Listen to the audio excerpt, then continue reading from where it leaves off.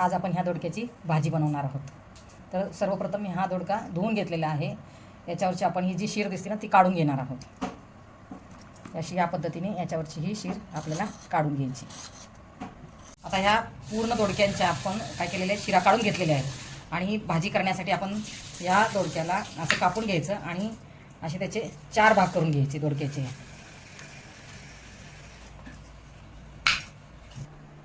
अशा रीतीने आपण पूर्ण दोडका हा असा कापून घेतलेला आहे।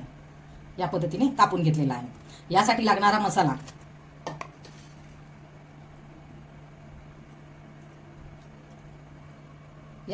मसाला मी मोठा कांदा जो आहे तो एकदम बारीक चिरून घेतलेला आहे। ही कोथिंबीर बारीक चिरून घेतलेली आहे आणि ह्या चमच्याच्या मापाने पाऊण चमचा पुदिना आणि कढीपत्त्याची जी मी पूड करून ठेवलेली आहे तीही घेतलेली आहे। अर्धा चमचा धना पावडर घेतलेली आहे। 1 चमचा लाल तिखट घेतलेला आहे। पाऊण चमचा हळद घेतलेली आहे। 4 चमचे शेंगदाण्याचं कूट घेतलेला आहे। आता हा पाऊण चमचा मी गरम मसाला सुद्धा यात ऍड करते आणि आपल्या चवीनुसार आपण त्याच्यामध्ये मीठ ऍड करायचे। कुणाला कमी लागतं जास्त लागतं या चवीनुसार आपण आपल्या यामध्ये मीठ ऍड करून घ्यायचे। आता हे सगळं ऍड केल्यानंतर हा सगळा मसाला आपल्याला मिसळून घ्यायचा आहे। असं पूर्ण व्यवस्थित मिसळून घ्यायचं आहे, एकजीव करायचं आहे त्याला।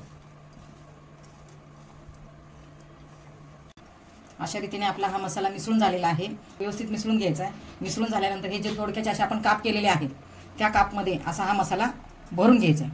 अशा ह्या पूर्ण जे दोडका कापून ठेवलेला आहे मी त्याच्यामध्ये असा हा मसाला मी भरून ठेवणार आहे। आता या दोडक्यांच्या कापांमध्ये आपला मसाला भरून झालेला आहे। आता मी गॅसवर कढई ठेवलेली आहे गरम करायला। गॅस चालू केलेला आहे।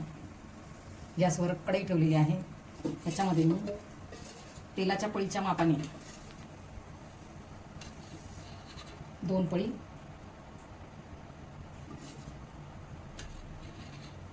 तेल टाकणार आहे। आपलं तेल गरम झालेलं आहे। याच्यामध्ये मी हे अद्रक लसूण पेस्ट याच्यामध्ये परतून घेणार।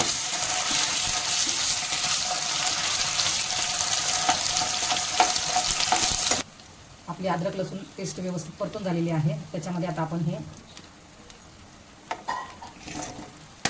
टाकणार आहोत।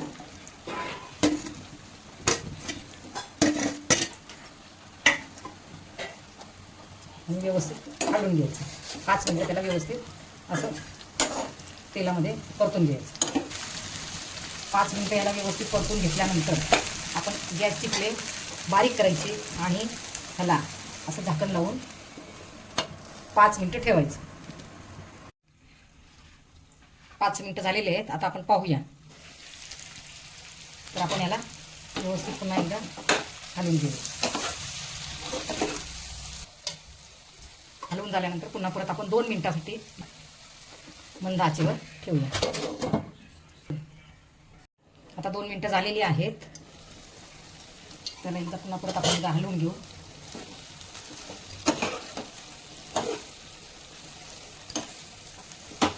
भाजीसाठी हे जे गरम केलेलं पाणी आहे ते मी त्याच्यामध्ये मिसळणार आहे। मिसळल्यानंतर पुन्हा आपण परत त्याला एकदा व्यवस्थित हलवून घेऊ।